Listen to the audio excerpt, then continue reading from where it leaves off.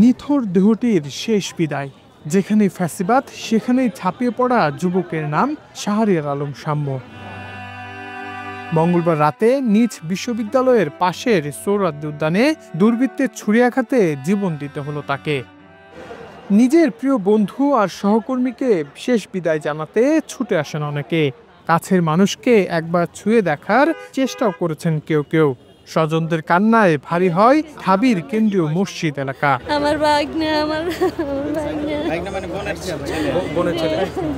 ছাত্রদল নেতা শাম্য নিহতের পর থেকে নানা ধরনের কর্মসূচি পালন করছে বিভিন্ন রাজনৈতিক দল। দাবি তুলেন দোষীদের শাস্তির, সেই সাথে প্রশ্ন তুলছেন শিক্ষার্থীদের নিরাপত্তা ইস্যু। আবার ফ্যাসিবাদ পতন আন্দোলন সহ নানা ঘটনার স্মৃতিচারণে শাম্যের অবদান তুলে ধরেন তারা। শিরাগুলো কেটে ফেলেছে এমনভাবে যাতে অতিরিক্ত ব্লিডিংয়ে তার মৃত্যু হয়েছে। আমরা এই হত্যাকাণ্ডের তীব্র নিন্দা জানাই এবং সুষ্ঠু তদন্ত সাপেক্ষে বিচার দাবি করছি। শাম্য তো আমাদের সেশনেরই স্টুডেন্ট, আমি এটা এক্সপেক্ট করবো যে আর হ্যাঁ জুলাই মানে শাম্য তো সারা বছর জুলাই দিয়ে শুধুমাত্র মাফ দিলে হবে না, ও সবসময় কিন্তু সামনে থাকতো।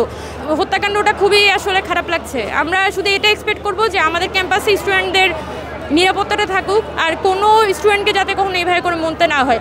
ওয়ালটন আবারও মিলিনিয়ার অফারে ওয়ালটন ফ্রিজ কিনে আপনিও হয়ে যেতে পারেন মিলিয়নিয়ার।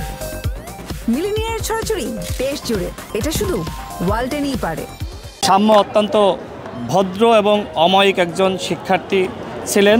আমাদের সাথে একসময় রাজনীতি করেছেন, পরবর্তীতে ছাত্র দলের সাথে সম্পৃক্ত হয়। ক্যাম্পাসে যখন আমরা গণরুম গেস্টরুমের বিরুদ্ধে আমরা লড়াই সংগ্রাম করেছি, তখন সে আমাদের কর্মসূচিগুলোতে সম্পৃক্ত হতো। অর্থাৎ গণতান্ত্রিক যে কোনো আন্দোলনে আমরা সবসময় তাকে পাশে পেয়েছি। বিশেষ করে এই যে জুলাইয়ের যে অভ্যুত্থান, এই জুলাই অভ্যুত্থানেও সে একজন সম্মুখ যোদ্ধা ছিল। শাম্য নিহতের পর থেকে নড়েচড়ে বসেছে ঢাবি প্রশাসন। শিক্ষার্থীদের দাবি, ঢাবিতে প্রবেশে আরও সতর্ক ব্যবস্থা নেওয়া প্রয়োজন। হুমায়ুন কবির মাসুদ, মানবজমিন, ঢাকা।